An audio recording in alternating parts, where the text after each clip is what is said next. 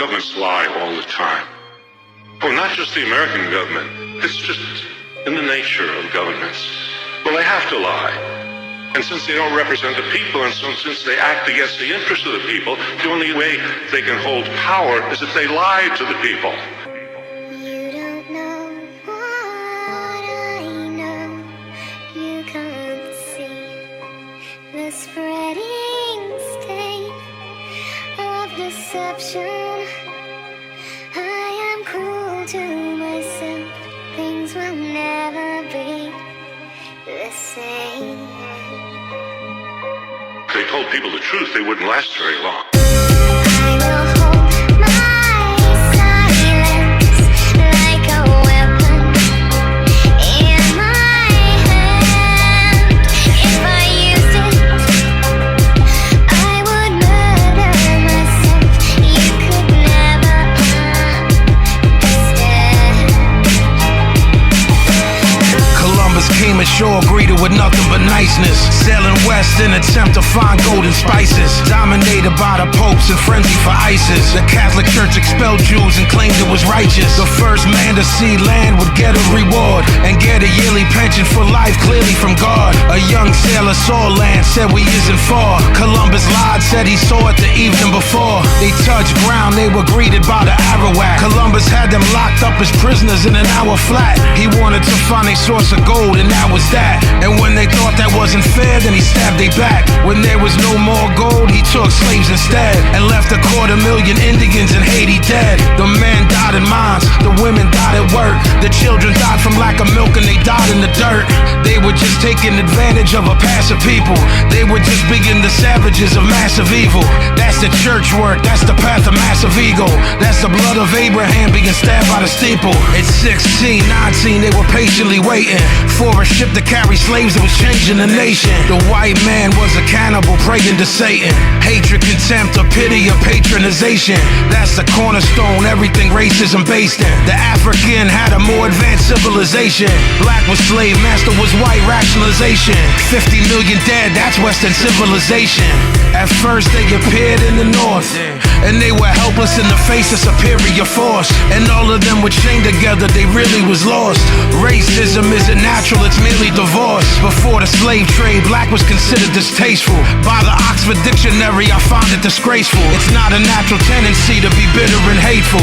It's a natural enemy of the critical staple. Slavery grew as the plantation system grew. The reason for that's kinda easily traceable. Society of helpless dependence was capable of saying fuck a slave master, you in slavery too.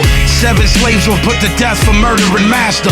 Fear of slave revolt had them developing faster. You a Catalan killer, an elegant bastard. I would burn the white man while smelling the ashes. From time to time, white man was part of the resistance. White indentured servants wanted no part of the system. King Philip's War showed that if people would listen, that they could maybe break the complex chain of oppression. Tyranny is tyranny, but that's a concession. But the women, they was treated like that of possessions. Black women had it work cause they was abused. That's the white justification of Aryan blues. The next move was to dominate the Mexicans. James Polk dominated them like they was next to kin. He sent Colonel Cross to lie to them and let them in. 11 days later his skull was crushed, so message sent. We take nothing by conquest, that was the mantra. The military wasn't human, they were just monsters. Henry David Thoreau refused to pay his taxes, denounced the Mexican War and got locked in shackles. The 20th century opened, anger re-emerged. Reality of ordinary life was being heard. Anarchists and feminists came from factory work. Communism, socialism seemed to be rebirth. War is the health of the state is what Bourne said. And if you was born around that time, you was born dead. The Espionage Act had people confused, cause it was double talking, they didn't know how it be used. Supposedly it was an act against spying. Du Bois noted that was bullshit and they was lying. Charles Schenck was arrested in Philadelphia for printing and distributing leaflets cause they was helping you. He was indicted, tried, and then found guilty, and spent 6 months in jail. Don't that sound silly?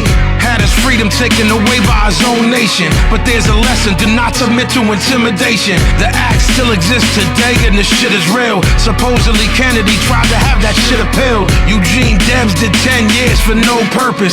He obstructed the recruiting and enlistment service. The post office started taking mail privileges of magazines who printed anti-war sentiments. A socialist named Fairchild had it right. He said that they can shoot me, but they can't make me fight. They sentenced him to a year in jail, and that was reckless. 65,000 men, conscientious objectors.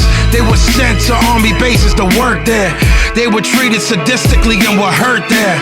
They were strangled with a hemp rope till they collapsed, and officers punched their stomach and their lower back. A garden hose was placed on their face with a nozzle about 6 inches from them so they couldn't swallow. The war ended in 1918. The government was just trying to wipe the slate clean. Hemingway wrote Farewell to Arms. Dalton Trumbo wrote Johnny Got His Gun. The war was over, but they didn't learn their lesson. Twin tactics of control, reform and repression. The patriotic fervor of war had been invoked. That's why the country that you live in is a fucking joke. You cannot be neutral on a moving train. This is a story about the lies that your teacher told you. This is real, actual, factual. No lies in the whole record. If you don't believe me, look it up. I'm trying to share the shit that I learned with y'all. Do the knowledge. Your government does not care about you. The people in power do not care about you. Understand that. Power to the people.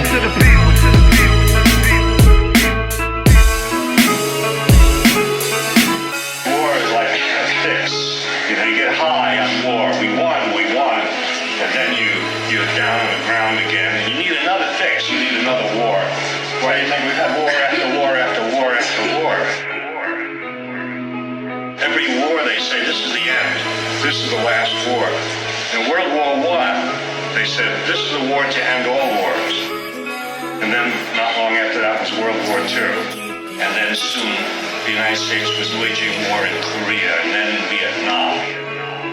If you study history, what you learn is that wars are always accompanied by lies. Wars are always accompanied by deception.